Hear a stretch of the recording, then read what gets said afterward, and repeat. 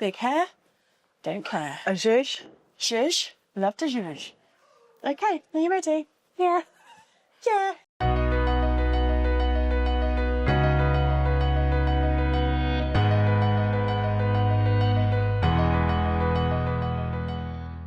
Hi, welcome to Colleagues Getting Coffee. My name is Annelies James and I'm here with the fantastic Jo Cooper from the Marketing Collective and Hampshire Top Attractions and many other things. Many other things, yeah. Many other things.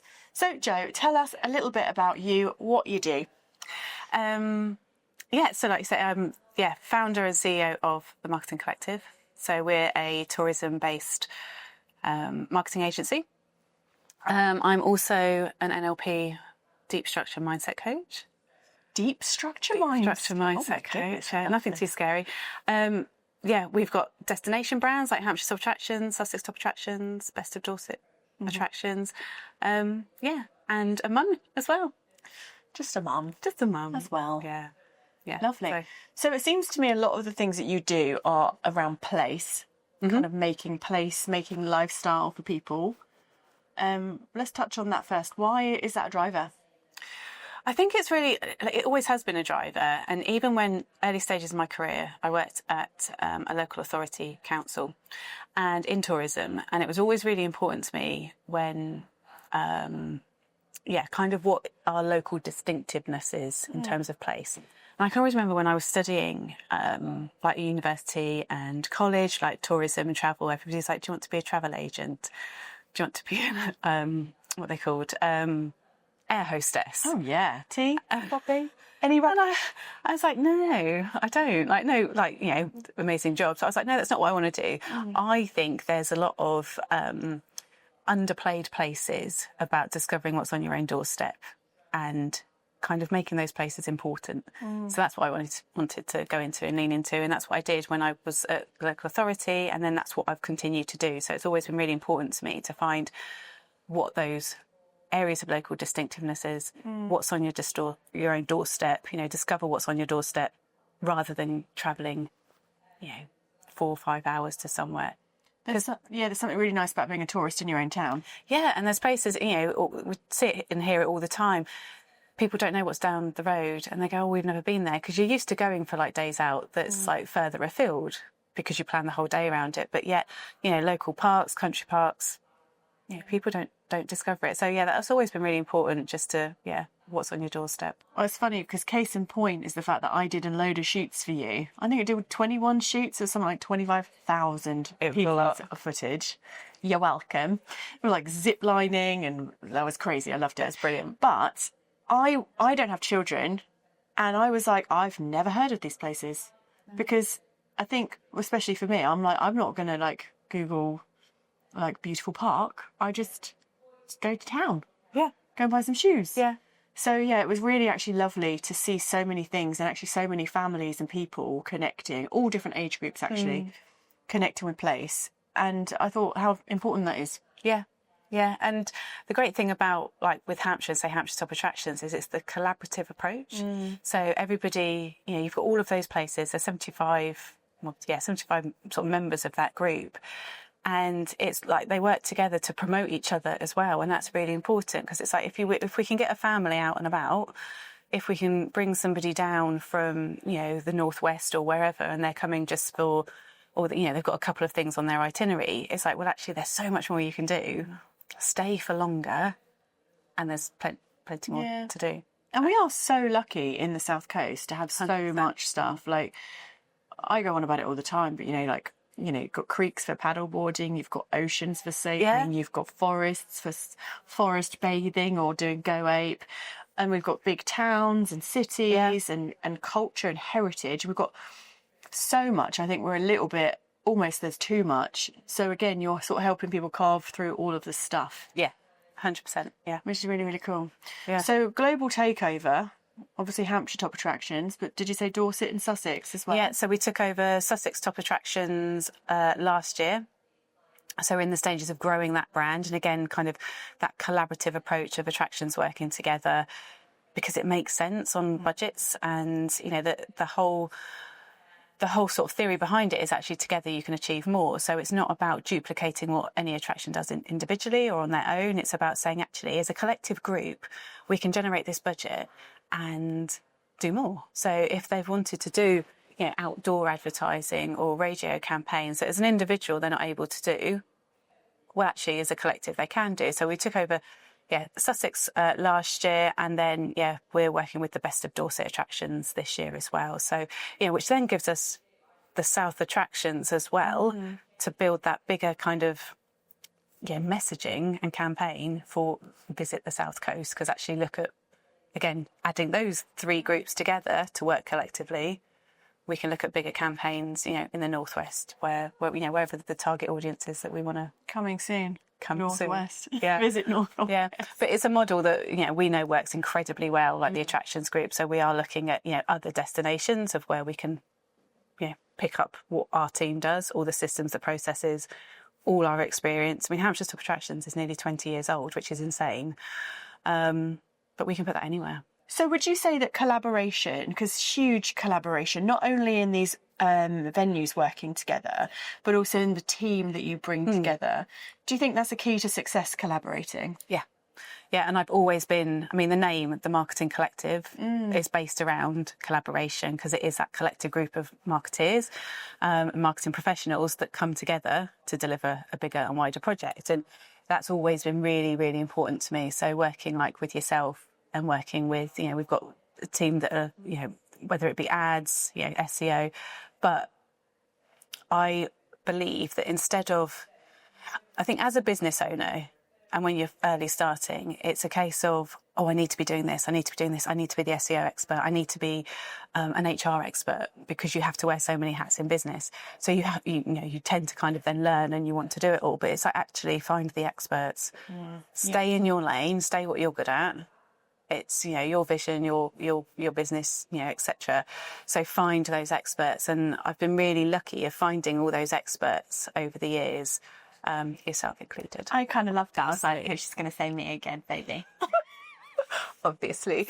But finding those team of experts, and they become your external team as well. So then it's like when a project comes up, it's like you're not trying to fit your business around a project. You're not trying to bend and stretch your own in-house team to fit something. It's like, actually, I know the best SEO person. I know the best meta ads person. Yeah. And it works, it just works better. I'm all about collaboration and... So you hire people as well, though, don't you? Because I subcontract almost all of my external stuff. Yeah. I've done the employing people, and it stresses me out super loads. And I think it's a kind of a nice model where everybody has ownership. They're doing their own thing. They come to you kind of on free terms, but you've got a mix of that, haven't you? Yeah. So we've got the in-house team. So we've got a core team, and so that we'll be working on all the clients. The project management, strategy, that side. We've just taken on Laura, who's new from, because we've taken over Visit Hampshire. That's the other thing. But then we've got the experts. So for me as a business owner, you are a really good role model for how I might progress my business, because you seem to just have cracked it in terms of scalability. And what would you say is the key to scalability? I think it's your systems and your processes, and knowing exactly that you find your expert, the person that can help. And I think early stages when I started, you're so influenced by, bigger agencies and people who you think have made it, and, I need to be that, I need to be that. I need to have that agency that is, on multiple floors, really funky office, place where people can hang out. But that's, trying to get to that isn't scalable very quickly. And, taking on advice of, I made the mistake of hiring a really big accountant in my early years, which I didn't need to do. So it's finding the right people, the experts, and I'm not somebody that goes hard and fast very quickly. I do like to think about things, and I think there's that growth is actually because I've taken my time to do it as well. See, we're very different. I'm like, how quickly can I get there now? And I'm not Seeing you furious. yesterday at the shoot of like that you do not sit down, like that doesn't surprise me. Sometimes I wish I was like that I was like, I've got this idea, let's go. But I am a thinker. I do like to see and like, you know, work things through. Yeah. So Like the road runner. Beep, beep. Done. Gone. Like gone. I like Porky Pig, like it's just like, yeah. I'm just going to sit here for a bit. No, I think it's important though, because I mean, I think fast and I act faster, but I fail more, but then I don't really see failure. I see it as feedback. So I might go in a direction. It's funny because Lisa Lavis once said it to me. She said, you've got such energy like a firecracker. You're out the doors, you're done. But she said, that's amazing. But, you know, you'll just go in a direction and then you might figure out that it's wrong and then you'll just pivot and go in another direction. And I kind of like that. Like, I go on a lot of instinct, I suppose. Yeah. But then that's quite exhausting to always be channeling the instinct rather than the real thought process. So funnily enough, with all this in mind, I actually am thinking of a new offer, which is my online sort of course I'm trying to do. And it's already taken me over a year because I think it's actually something I'm thinking about. Yeah. And I'm like, oh God, when is this thinking stage going to be done? Yeah. Any tips? How do you get out of thinking so much? It is, at some point you do have to like just go, okay, it's not perfect. I don't have all the working parts, but I've just got to go. Yeah. Because sometimes it's a case of, it's like that whole like analogy of like just flying the plane without really knowing how you fly it type thing. It's getting it off the ground because you learn as you go. So all of those steps, you're kind of developing as you go. It doesn't matter if, you know, you launch something and there's one person involved, like just work with that one person and you build it and you make it based around, you know, assuming they're your ideal kind of client, but you build it around them. And then that's, you know, that's all you need, that one person. It doesn't have to be a launch and have 10 people doing something, you know, 50 people. I think that's the thing, isn't it? It's people's success metrics are sometimes way off. They think, I'm going to do a thing and it's going to attract X amount of people. And actually, if it attracts one or two, then they're like, oh, rubbish, failed. But actually, it's the building on that. And for me, I'm very much like that. It's one person is still a success. If you can help one person, that's still brilliant. Yeah, and then you 100%. just help 2 people, 3 people, 4 people. And that's the scale part, because you know, the same with as the business grows, you're building on all the time. And that's when we say with like clients, it's like scaling their, you know, when they come on board with us for, say, like as their offsite marketing team, they may not have the budget to be able to have like full retainer cost where, you know, we're there, you know, embedded in their team for like, you know, X amount of hours or days per month. It's like, well, you don't have to go all in at that. Like, start here. Let's get your social, you know, or your ads running or your email marketing running. When that's working, we bolt on the next thing. We bolt on the next thing. It doesn't have to be all in. Let's perfect and do this bit first. Then we scale to the next bit. And that's kind of how, as a business, we've grown as well. And like with the attractions groups, it's like we've nailed absolutely the process and how we run Hampshire's top attractions. So we're now able to take on and build that and, you know, put that into other places as well. It's very, very cool. So overall, obviously, years in business, what would you say is your biggest business tip? What's the thing you've learned you think, oh, yeah, okay, or someone gave you that advice and you think, oh, that was so good and that really helped? One of the things I remember, kind of a bit of sort of personal story, but I'm trying to think how many years ago this was. I was kind of like 4 years into business and like my marriage broke down. And I didn't know, I thought if I sorted my business out, I'd fix my marriage because there was a lot of blame around kind of the relationship in terms of like that light of my business. But I was also a new mum as well. So I was wearing multiple, even more hats. And I remember thinking, if I sort my business out, if I go and get a business coach, like I'll save my marriage, like, and all will be okay. And it was really wrong because I tried to fix, you know, I'd been on maternity leave. So, you know, there wasn't the income, the main salesperson, me, had stepped out of the business. So we weren't having like the income. So it was struggling. But I thought if I just go to a business coach, fix that. And there were elements that did work. But I remember, and I went through like the action coach kind of program. The coach then saying to me, like, be times do equals have. as an equation. Oh, say it again. B times do equals have. Right. So people automatically go like, what have I got to do? What have I got to do to have that, have that, have that? I need to be doing this. I need to be doing that. And that gives me that. But actually, it's who you've got to be in order to do the to have what you need to have or get what you want. So that was like, okay, so I've got to be the business owner. I've got to show up more confident. I've got to sort out myself. You know, coming out of like relationship breakdown, that was all like self-worth, confidence, all of that. If I sort that bit out, work on me, be the person that I need to be, I can be the leader, I can be the business owner, I can be the better mum. That allows me to do things more confidently, make better decisions, and then I'll have. So that's kind of, that's always stuck with me. So not, yeah. So, and I realised, you know, I had business coaches then for a while, and it was probably only, 3 years ago that I then went, there's still stuff that I need to sort out. And actually years ago, if I'd made that better decision to work on myself first, rather than try and fix the business, things would be, but then things happen at the right time and the right place. So, yeah. Yeah, I love that. I've never heard that before, and I think that's brilliant.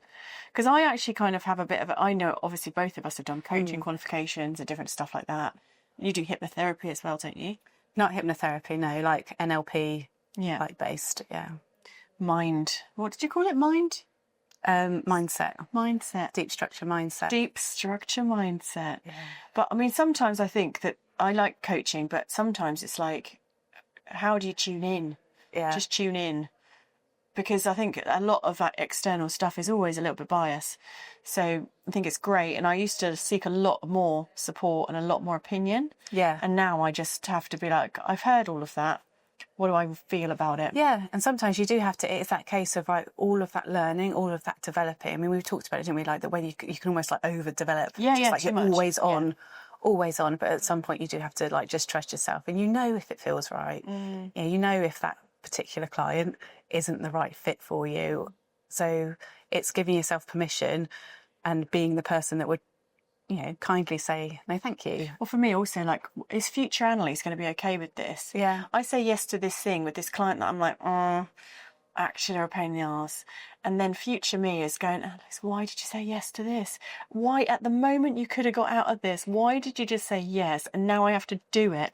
So I kind of try and think about myself as like past and future me, and be kind to myself. Like sometimes, for example, different example totally, going out for a night out, and I'm like, oh, drink the water tonight. Or maybe before I've gone out, I've got the glass of water ready and the toast. Do you know what I mean? So I'm having that, and then I'm like, oh, thanks, past Annelies. You know what I mean? Yeah. And then in the morning, I'm like, oh, God, so good. You know? So kind of looking after yourself, almost like you're not yourself. Because as a people pleaser, I think it's easy to look after everybody else. But actually, if you view yourself almost as a separate entity, without sounding like you're insane, like I'm sounding like I'm insane. But yeah, I kind of think... Yeah, no, definitely. Tune definitely. in. Yeah. You know. Yeah. I love that. So let's talk about this deep mindset. Deep structure mindset. Oh, blah, blah, blah. Deep structure mindset. What is it? So everything that we do comes from our beliefs and the values and kind of things that we embedded a lot of the time when we were younger. So the way that we behave around sort of our values and our beliefs. So when you get to the core of that and you break down those beliefs and values, and sometimes it's just because we were perhaps told something or we saw something when we were younger and we formed a belief out of that. And then that's what we've always believed. It doesn't mean that it's true. And so when I started on that development journey of going, well, there were still some bits that I needed to sort out for my own personal growth. I went down this journey of NLP with my coach and just saw transformation after transformation and experienced it in myself as well, where I could just let stuff go and see my own beliefs. You know, some really, really deep stuff around like abandonment and stuff like that. Going through kind of NLP and, you know, the mindset shifts that I had, it came like, I was like, I've never been abandoned. Like, I was deeply loved as a child. There was stuff, you know, that happened around, you know, parents divorcing and stuff, but I was never abandoned. But because I told myself that story, even when colleagues left and found other jobs, I saw that as abandonment. So I carried this thing. And then when I realised it wasn't true, there's this thing called like Gestalt, which once you know that, like everything unravels. And I was like, well, if that's not true, this isn't true, and this isn't true, this isn't true. Oh my God, like I can let that go. The source thing and undo that, and then it unriddles the rest. Yeah. So that's kind of then when I was experienced that, I was like, oh, I want to be an NLP coach. I want to do this. I want to help other people. I want to like be part and help them to have these like massive shifts and changes. So it was always around what I thought I wanted to do, which I still do, and an element of it is like marketing coaching, helping people to show up online. When we're being told that we need to be face to camera, doing this, doing that, like in terms of our social. Some people can't do that because of like confidence, or actually, why is that confidence not We're there? just like that. We can't be on camera.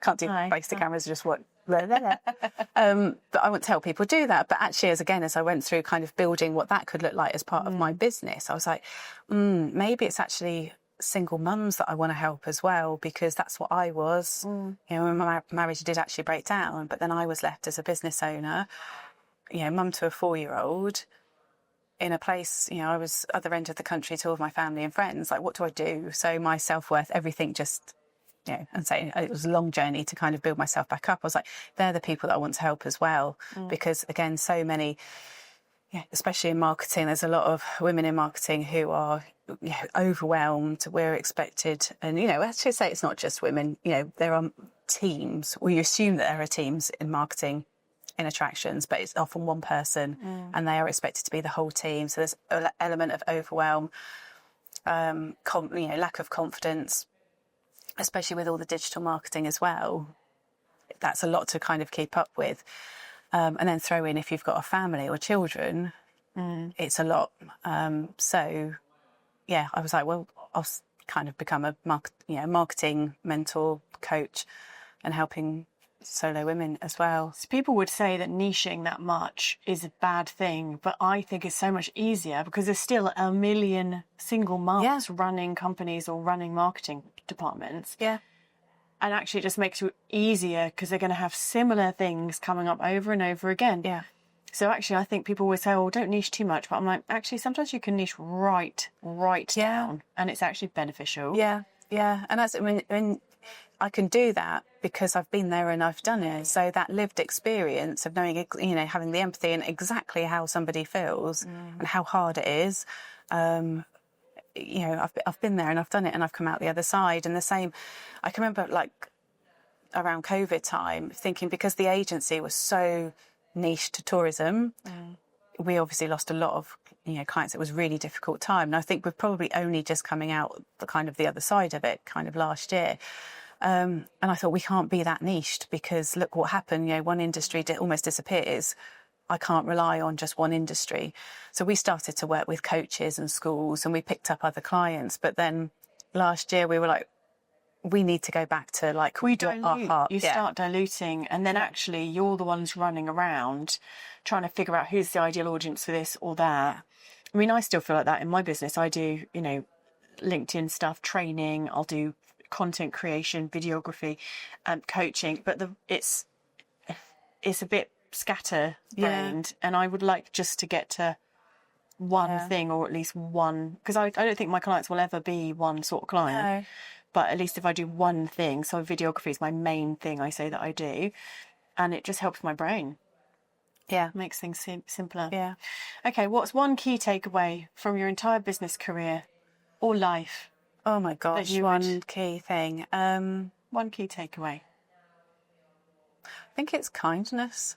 Like, I think, if you are kind and you are grateful, like, that's what you need. Just that's what you need. Like, I don't think, I think it comes back tenfold when you are kind, even with the saying no, or, if somebody gives you feedback that you may not like, see feedback as a gift.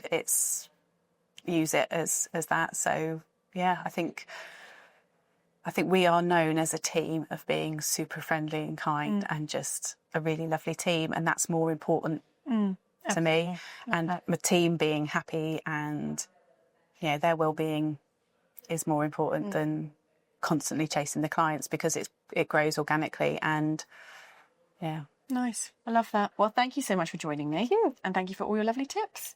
And keep scaling. Scaling, yeah. Yes.